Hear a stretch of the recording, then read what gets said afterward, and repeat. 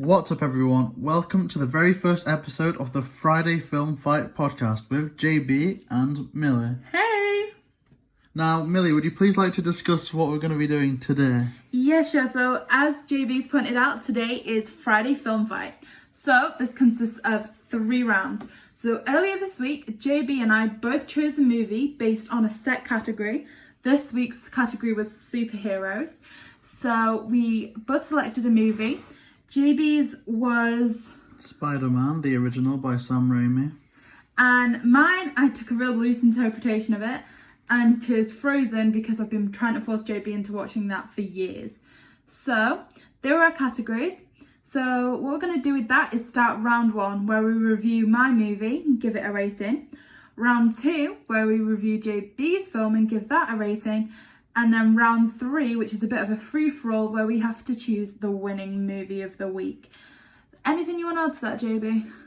No, not really. Of course, at the end of this video, once we decide a winner, we'll be selecting a brand new category for next week. So we'll be sure to keep you updated with that. But I hope you enjoy the brand new podcast. And I think we should get going. Great. So, I'm going to start with round 1. Okay, so like I said, guys, the movie I chose was Frozen. Now, the reasons I chose that I started on in the intro.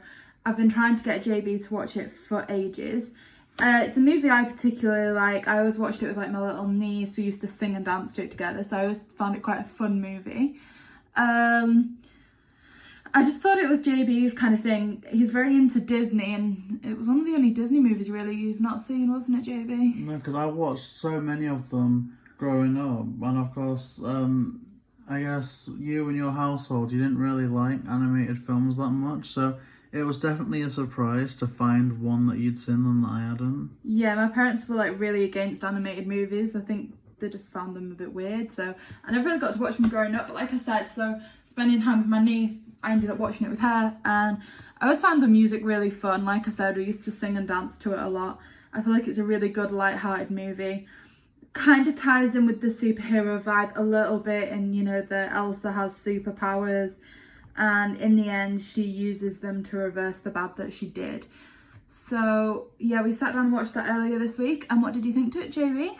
Well, I think it does fit in quite well with the theme, because I remember watching it, and so many times all the way through I was like, this is essentially an animated X-Men movie with a few songs, because if you follow it, it does fit in with so much of what the mutants are in that world. You know, you've got a seemingly ordinary character who, you know, has some type of trauma or goes through some traumatic event, and that enhances some, like, magic powers.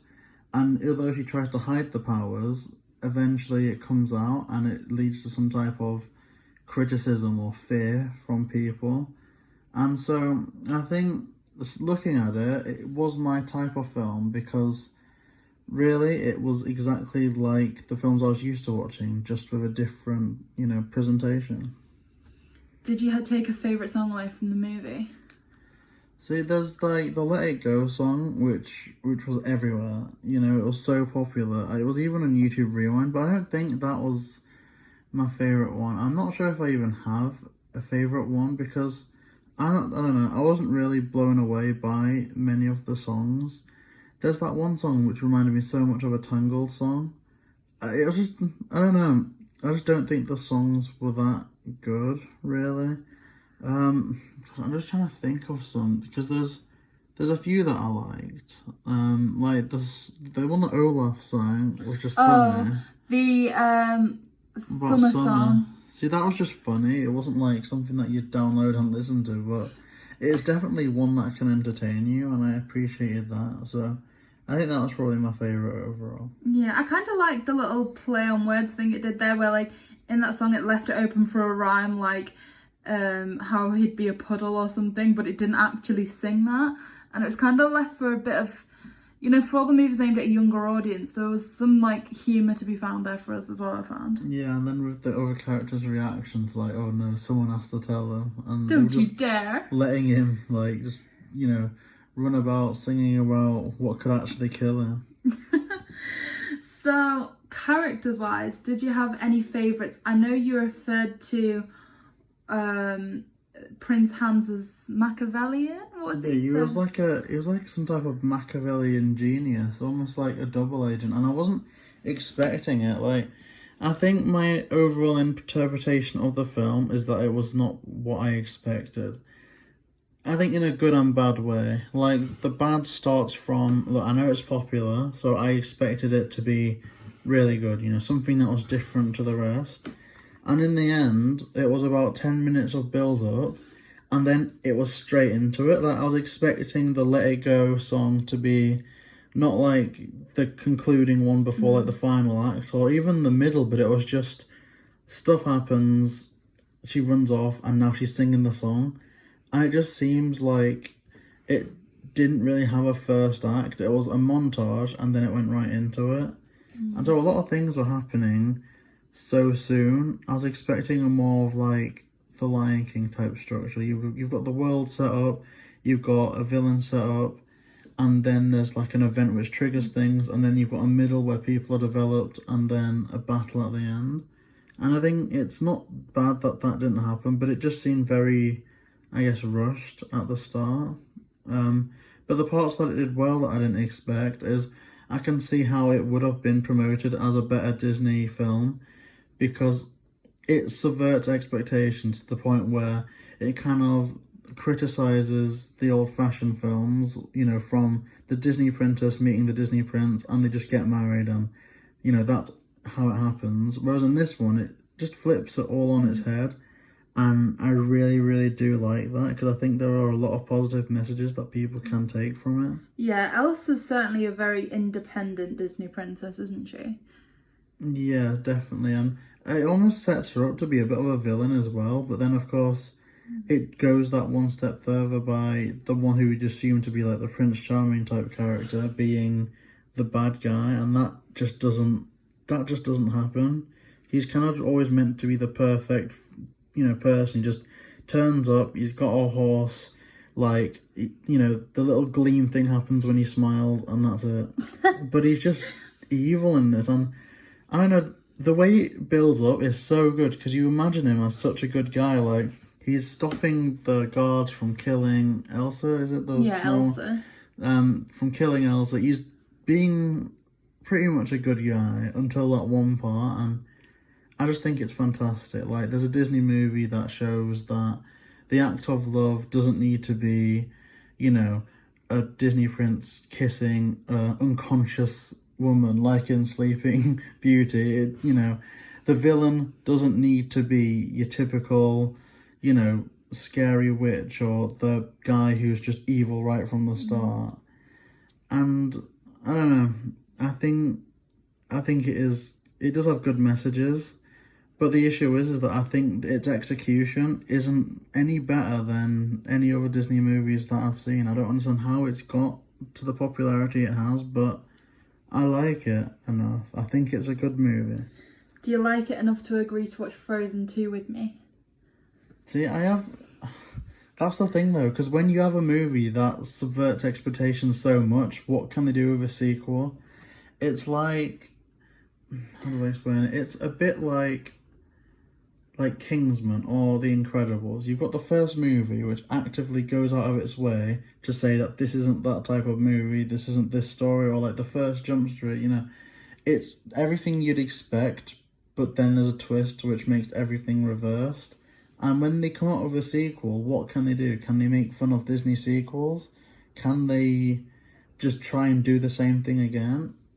I'm not really looking forward to watching Frozen 2 if we ever do, because the way I see it, they can either do the same thing again, in which case it might be good, but it's just, you know, predictable, whereas it wasn't before for you, was it? No, or at least they can try and make fun of how Disney sequels usually work, which will be good, but because a lot of the Disney sequels are like straight to videos, you know, straight to DVD type things, it's going to be to a point where it's going to be a more in-crowd thing, which I don't see them doing for what was a major, I guess, continuation at the time.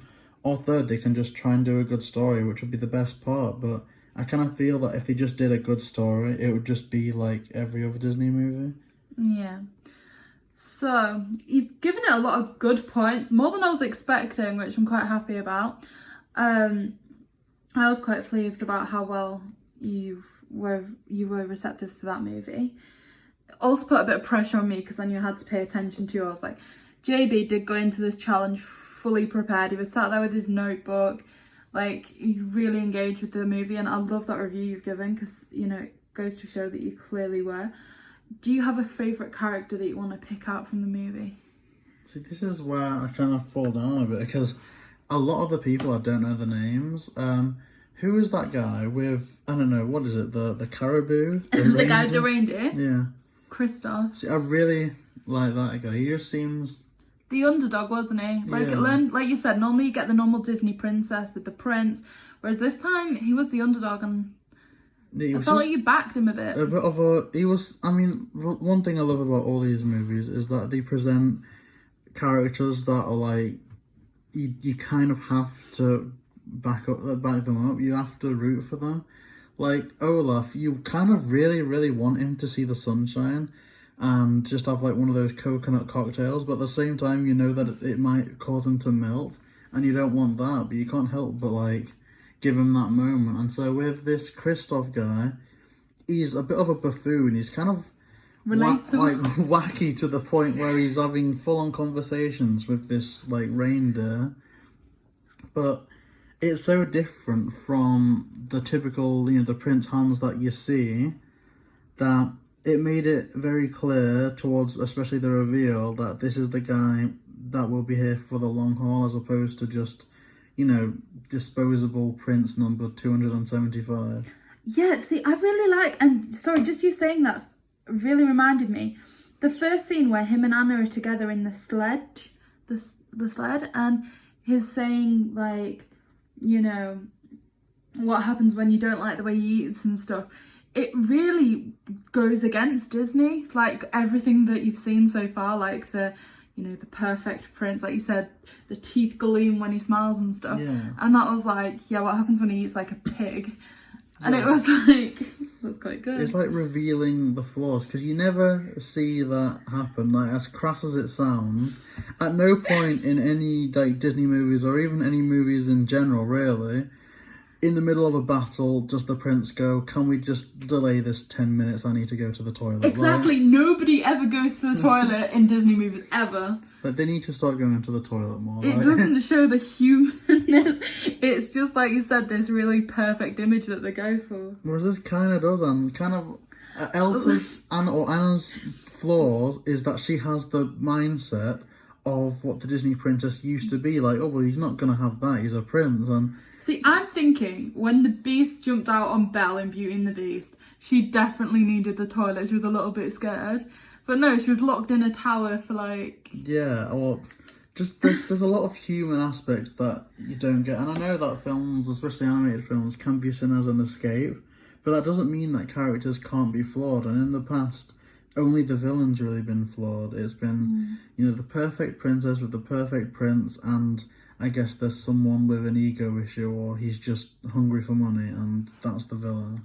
Yeah. But it's good to see that everyone has flaws in this, but it doesn't make them a villain. Only the one with actual evil intent, who, for all purposes, is the most perfect out of all of them. You know, he isn't desperate for connection. He isn't, you know, he doesn't have these remarkable powers that you're scared of.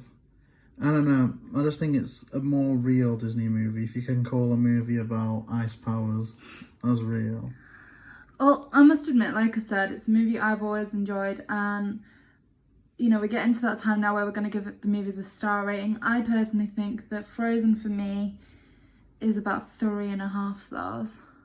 Where would you put it, JayBee? See, that surprises me, because I thought you would have this movie as a 4-star or even 5-star. Because for all I think it's amazing in terms of what it does, like, finally we've got a Disney movie that doesn't promote, you know, unhealthy situations or environments. It's actually quite good how, no, the act of love can be that for a sibling or a family member, not just, you know, true love's first kiss. Like, it doesn't need to be that. And I think it does amazing work, especially, I guess, for young women. But also, I think when you come down to it, it's not paced the best. There's nothing really besides what it achieves or what it sets out to do that makes it any better than like a Tangled or something like that. I'd still rather watch Mulan or Hercules or just the movies that I've kind of grown up with, maybe just from nostalgia. But sorry guys, if you got any background noise there, it was me hitting my head against the table because JB's trying to get me to watch like Mulan and stuff. I've never seen them and I really don't want to. I think you'll enjoy it. Sorry to interrupt you there, JB. But no, I think I'd have to agree with you, which I wasn't expecting to do. I think 3.5 is a perfectly good score. It's just I was expecting you to go a lot higher than that. See, I guess what I realised when we were kind of discussing it is because I initially intended that I was going to give it 4 stars. But then I realised as I was discussing it that I couldn't actually tell you that much about the movie. It's more like the memories surrounded with it. Do you know what I mean? Like spinning money around in the air and singing and just been a bit stupid really. But obviously that's fun. But like you said, I love music, so I feel like for me it was more about the soundtrack than the movie itself. I mean, the soundtrack is interesting because the first song isn't the type of song you'd expect. When I first heard it, I was like, what is this? Is this like Tarzan or Moana? It kind of gave a bit of a tropical type feel. You thought the first thing he wrote down in his notebook was they hate ice. And I thought that was going to be a continuing theme. Like, you first see these people breaking up ice. So is it like one of those things where, well, she's got ice power, so they're going to want to break her? But it really didn't go back to that, apart from the imagery of the frozen heart, which is, I guess, the villain of the film, or secondary villain. But no, I think the music was alright. There's nothing that I could remember anytime soon. Okay, thank you, JB. And I've half got a kind of recording there that you're going to agree to watch Frozen 2 with me, right? Maybe, but I don't know. I'm not okay, let's leave that there. There was a maybe. I will take that maybe. Round 2. Okay, so the film that I chose was the original Spider-Man film by Sam Raimi, starring Tobey Maguire, Kirsten Dunst, and James Franco. Now, the reason that I chose this is because I've always been a big fan of superhero films and, you know, Spider-Man. Like, I remember I had, like, Spider-Man pajamas when I was younger. I had one of those things that was like silly string, but you put it on your hand like a gauntlet and you just press this button and, like, silly string flew everywhere, like Spider-Man's web. So now I know why your parents had cleaners. Yeah. It actually got everywhere, and I wasn't very popular for the foreseeable future, well, probably even now, but it all comes back to that silly string. But no, I remember watching the films for the first time on DVD. I didn't watch them in the cinemas or anything, but I've always had really good memories watching them, and I think, I don't know, it's kind of a good change from some of the other more modern films that we've got now, more comic book rooted. But yeah, that's why I wanted to introduce them to you, because I know that you've seen, like, you know, Endgame before you even watched this film, which is kind of very rare, because of course a lot of people would have seen this before. But yeah, I guess that's one thing that's really important to bear in mind is that I've seen pretty much all of the Marvel series before I saw this. So, like, to that end, I feel like whereas other people would see that as the recreation and this is the original, I was kind of viewing it from being the other way around. Like, okay, so like the first time we saw Norman Osborn in the car, I instantly went, he's going to be the bad guy, because after seeing Spider-Man Homecoming, like the only person he ever got close to, their parent turned out to be the bad guy. And I feel like as soon as I saw that, it was like, oh, well, that's just the same as this. So to me, it was like, you know, this isn't unique enough, when really, as JB said, if I'd have seen it the correct way around, maybe it was that was copying off, you know, the original Spider-Mans.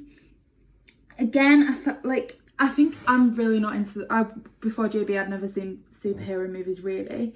So, you know, for me, I kind of was cringing at the beginning of it. I was a bit like, oh, I don't know, I'm gonna like this. Before, you know, the spider bite, I just found Peter Parker was really creepy. Like, I found it painful how awkward he was. You know, like when he was taking pictures of Mary Jane. Yeah. I just couldn't look. I just found that level of just weird awkwardness just too much to bear. And this is going to make me sound like, you know, very superficial, but I feel like the second he had the transformation, I backed the character a lot more. But that being said, like, I wouldn't give the transformation a perfect review either. Like, again, because I'd seen the Avengers movies first, I was kind of like drawing on similarities. Like, you know, I don't know why he needed to like have the Captain America like beefing up thing. Spider-Man was always, you know, quite thin, like weedy. Do you know what I mean? So the reason he could swing so it was because he was light, and it kind of didn't seem to be necessary. Like, his was spider power. Spiders aren't like muscular men. I felt like that was a bit irrelevant for me personally. And like when Norman Osborn was in the lab, I kind of saw that as just the Hulk. Like, there's this like green monster that he can't control that gets inside his head. So I was just drawing parallels with that and didn't find any kind of unique quality to it. But if I'd have seen, you know, this before the Marvel movies, perhaps I'd have felt that way about them. So I feel like, you know, that's kind of my really negative view on it. But as I said, I feel like the superficial me was backing Spider-Man after that transformation. I thought some of the imagery was amazing, you know, with the spider sense, how that first developed, like the close-ups he got of how it explained how he could kind of slow things down in his mind. I felt like that was a really nice kind of level to Spider-Man that we never saw in the Avengers movies. So I could really appreciate that. I really liked, you know, the storyline was good. His, like, the acting between him and MJ, I really liked. I was like I said, it was almost like after the transformation and that bit of goofiness where he transformed and the Hulk thing happened. From there, I actually really kind of backed the movie and enjoyed it. What do you think, JayBee? Yeah, I think it's good, and he still does have like his like goofy moments after the transformation, like especially that part when he's just getting used to it. Like, they're in the cafeteria and MJ's walking past, she slips, and he does this really slick move where he catches her, then everything on the tray.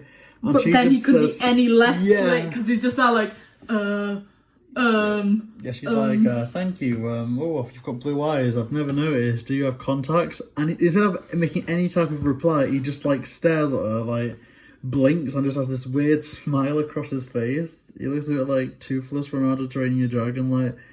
But I think they had to kind of set up a character that was goofy, like, in order to show that transformation. Because if he was slick, how he was in the Spider-Man costume, you know, making some of his quips, or I guess being that agile, it wouldn't be a difference. It's why you needed Steve Rogers to start off as so tiny and frail. But I think it's important to note that one of the main differences between this Spider-Man and the Spider-Man we have now is that he's kind of operating in the world without the Captain America that can do, you know, all that heavy lifting and all that punching, or without, you know, Tony Stark and his technology. He's quite literally him on his own defending New York. Yeah. And so I guess my issue with that is just that, like, you know, these powers come from being bitten by a spider. Is that really a spider-like quality that you get muscles?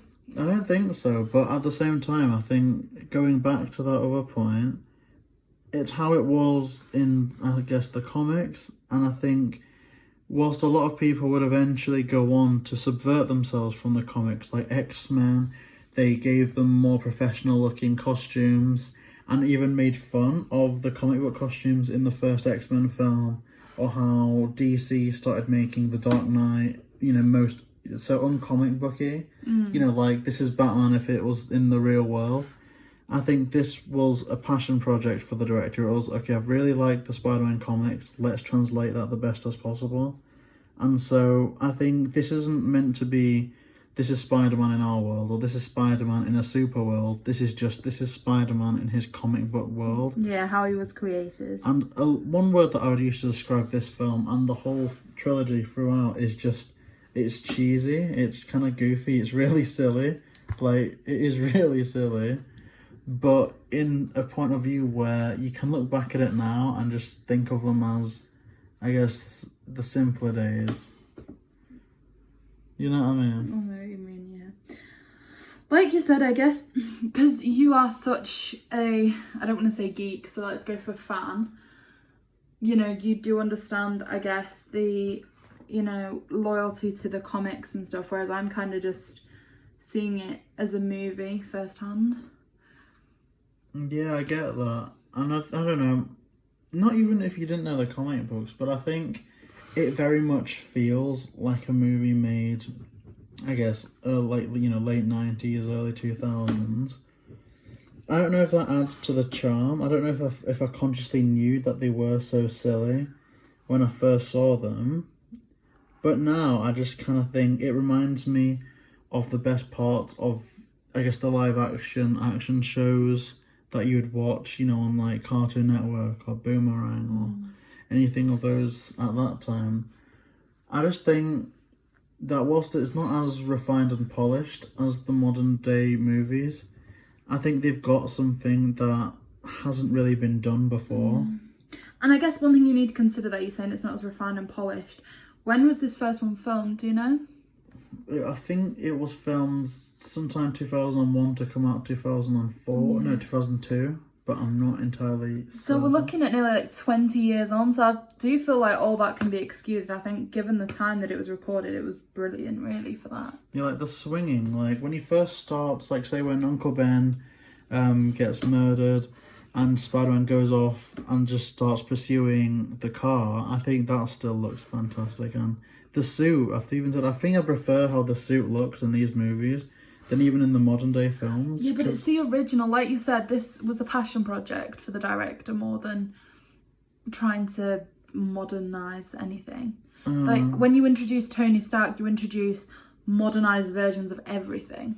I mean, I don't really want to compare it too much, but just how the suit looks in this, like all the web pops out, the colours also, I don't know, they're refined because it's a comic book world. They can have these, you know, bright reds and the bright blues and just have them there as part of his costume instead of making it more serious than it needs to be. And I think also the fact that he's the one that has these powers, he's the one that's taken the initiative to do it based on what he's learned, and he's doing it by himself. Like, no one's there making stuff for him, no one's there helping him, like, the press is against him. The only support he gets is at the end when the people of New York start, you know, helping that was out. a really nice moment, I will admit that. And that's just the type of positivity that you'd never get now. Like, no other films from my memory, apart from the Spider-Man films, have the actual civilians actively going out their way to defend what they believe in. Like, I don't know, there's just something really good about that I think you wouldn't get now. I mean, again, back to the negatives from me. I didn't like Mary Jane at all.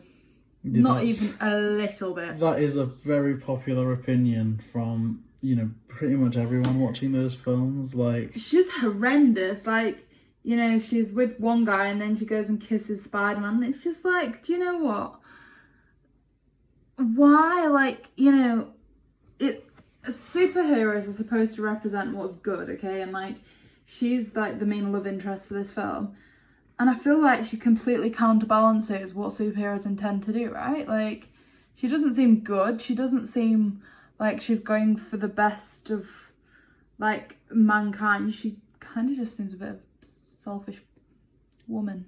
Like, I get that, but I don't think Peter's completely blameless either. Like, I think he could have avoided, like, you know, the raining upside down kiss as much as anyone would. Like, he's got superpowers, he can't escape. Like, he kind of invited himself into that situation. And when he's such good friends with her boyfriend at the time, Harry Osborn. Is it like, if him and Harry were really friends, Harry wouldn't be with her?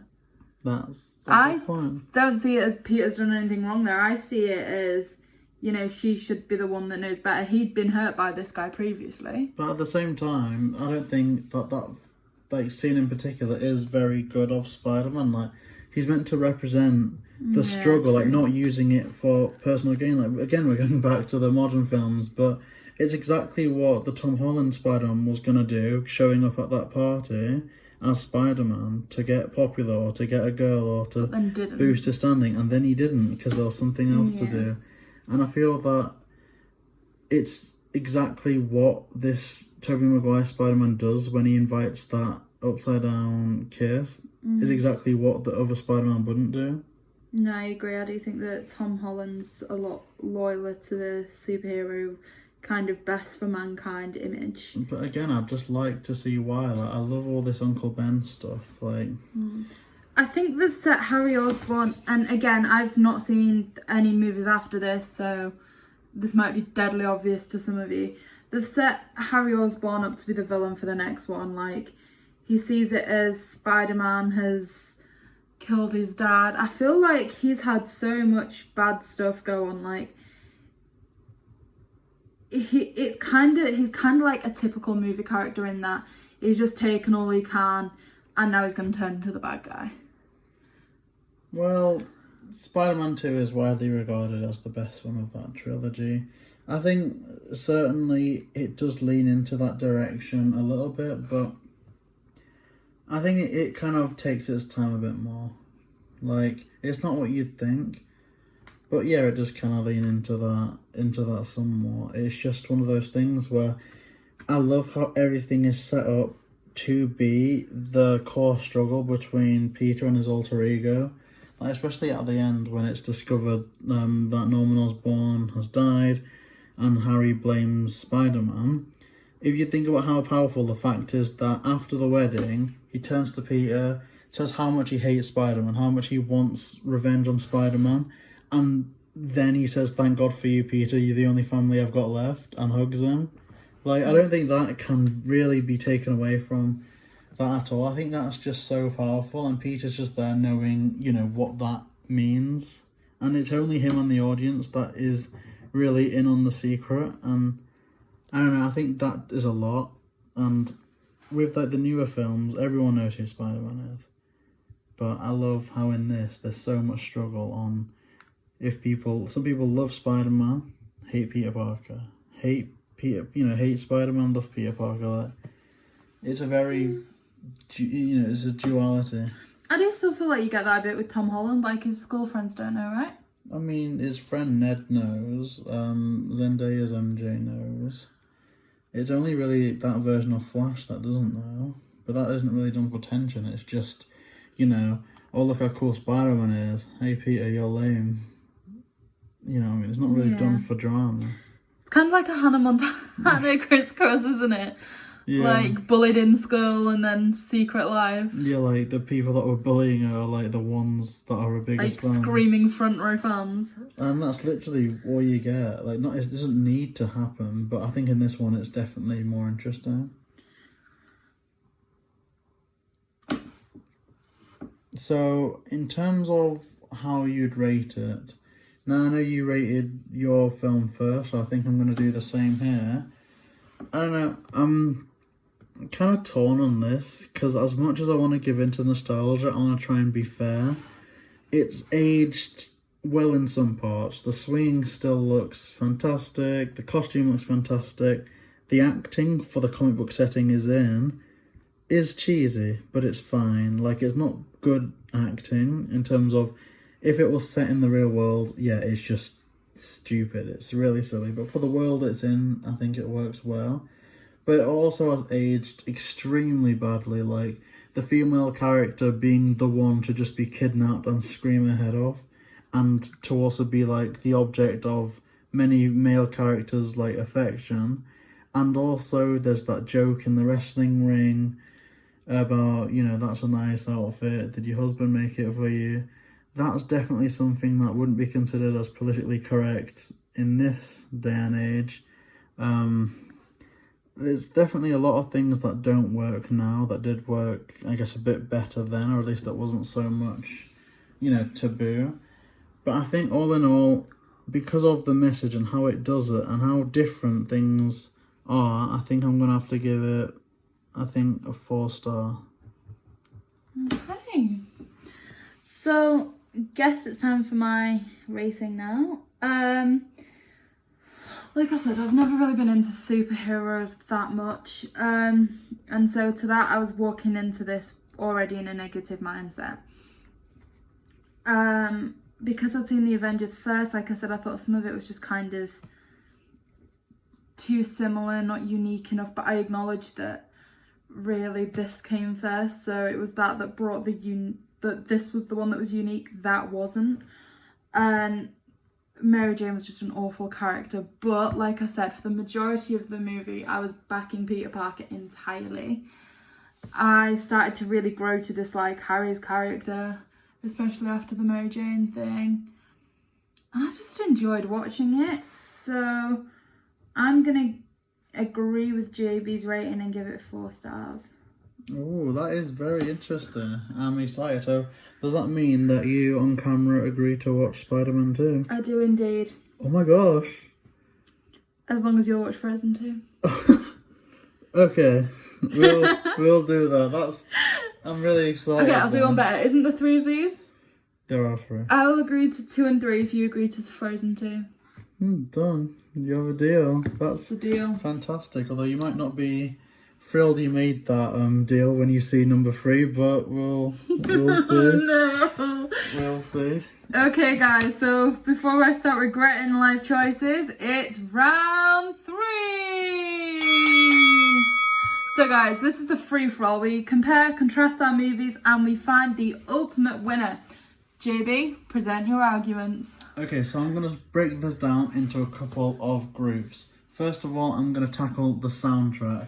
So I think the soundtrack of Frozen is fantastic. I think there's a few songs that are hit and miss, and we're not just talking about the songs. I think the overall vibe is fantastic. The lyrics are great, but I think unfortunately the issue with a musical is that there's going to be some songs that you really don't like and some songs that you do, and I think I felt more meh that another Disney song more often than I really want that. I really want to listen to that song again. I want to do like crazy karaoke to that song.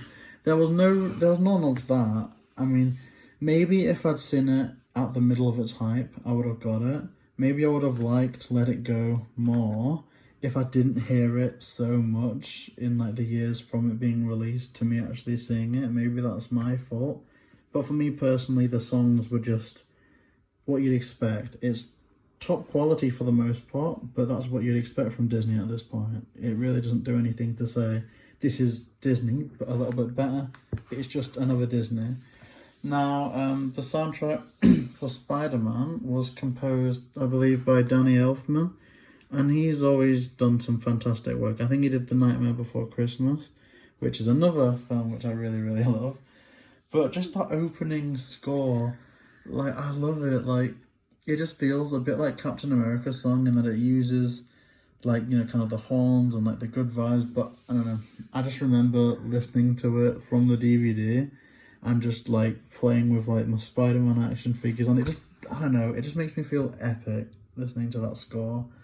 Now, in terms of the others, I can't really pinpoint anymore. It is literally just they've made an amazing score, and that's it. That's the only song that I can say I'm properly in love with in the movie.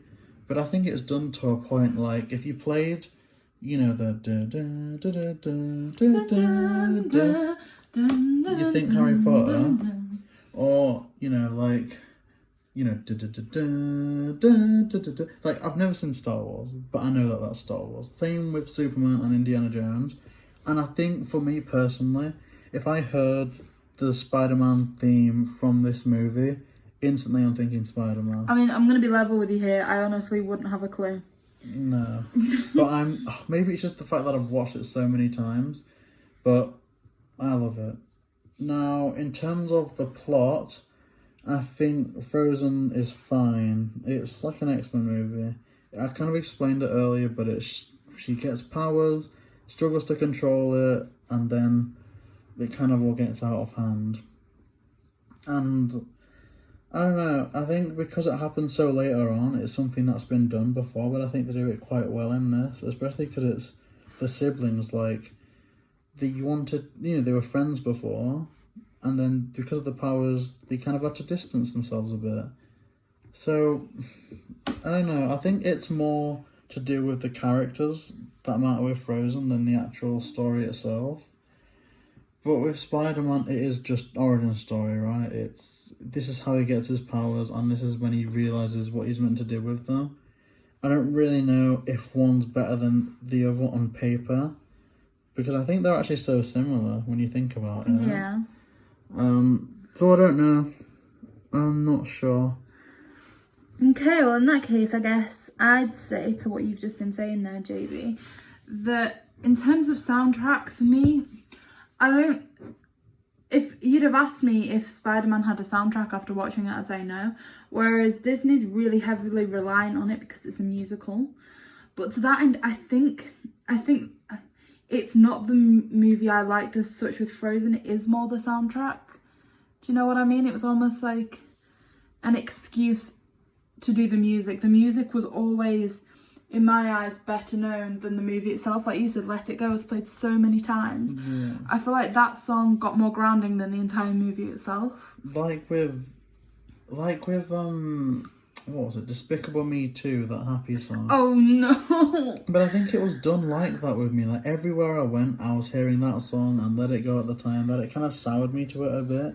I still can't hear the happy song without like getting upset. It's just so annoying. It really is, and it's bad though because a lot of these, things, when they get popular, I tend to avoid them.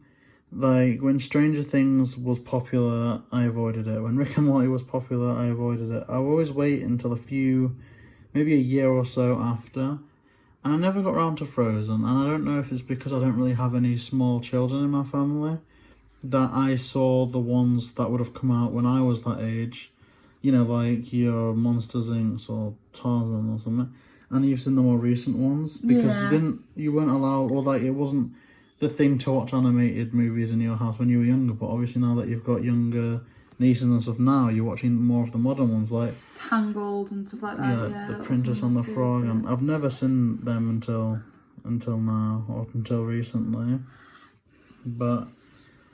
I don't know. In terms of the plot as well, I do like the plot for Frozen. Like, I think Spider-Man's kind of going along the basic plot of, is the boy going to get the girl? There's some bad stuff going on. Whereas, like you said, Frozen does take a really unique way with it. And there's that plot twist, which I really can't ignore. Like, nothing in the Spider-Man movie was so different that it impacted me ever. Like, I suppose Aunt May getting attacked by the Green Goblin when she's at home was pure evil, just a shock. But it's kind of like that's all it is. It's shock factor. It's not anything different to what you'd expect, because obviously the bad guy, who's clearly a bad guy, is going to go after the good guy in any way possible.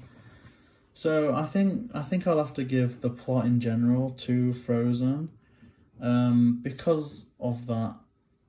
It didn't expect to go where you thought it would, but it's to a point where I don't think I think it doesn't matter with a lot of these stories about the plot on its own. I think it's the characters surrounding it, and I think I prefer Peter Parker, just because I don't know. It's like someone that you can root for and you can relate to. Like, because I've always worn glasses, and at the time when I was watching it, I didn't like it. And you just imagine, like, what if one day you could just wake up and put the glasses on and you don't need them? And I think that's always appealed to me, just the fact that superhero movies can be anyone's story. You can put yourself in that situation and think, how cool would that be? Whereas with Frozen, for the most part, if you're like, okay, if I could just, if I like hug someone that I care about, I could freeze them to death. Or if I'm trying to have a hot chocolate, I just hold it and it ruins it. Like, I don't know, it doesn't really seem like something you'd want. So to that end, JayBee, is what you're saying that you still back your movie as the movie of the week? Yeah, definitely. I think overall it's something that I'd rather rewatch than Frozen. I think you've got a really good point there. I feel like it is about what you'd want to watch again the most. And I personally feel that I don't know that I'd want to watch Spider-Man again. like, I get the plot, it's nothing new. That being said, I don't think I need to watch Frozen again, really. Like, for me, that movie is the soundtrack. I do like music, I always have, probably always will. And it's just the soundtrack I associate with some positive memories. To that end, I'm more excited to see Spider-Man 2 than I am Frozen 2. And so this week, I will surrender my choice and will announce JayBee and Spider-Man 1 as the winner of the very first Friday film fight. Hey, thank you. Please hold the applause, you're all too kind. Oh, that's fantastic. Because, I don't know, I was really nervous to show it to you because normally it's kind of to a point where if you don't like a movie, I'll know because you'll like find a billion other things to do. But I really did enjoy introducing it to you, and I'm excited to continue with this series. Me too, it's been a great series. So, time to start wrapping things up. Okay, so now we're gonna click over to the segment where we decide the next category. So of course, this category, it was superheroes, in which we had to just pick any movie that we like or have seen in the past with a character with, you know, superhuman abilities. So we'll see what that is now. Okay guys, so as JayBee said, it is time to announce next week's category. Ta-da! Okay. Do you have any like preference on colour phones I picked, JayBee? No, not really. Let's just go with any. Let's make it interesting. Alright, I've got my eyes closed. I want this one. Okay, orange.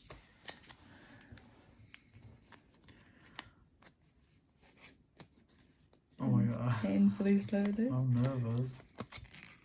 Animated. Ooh. So Okay. for next week, we have to choose our favourite animated movie.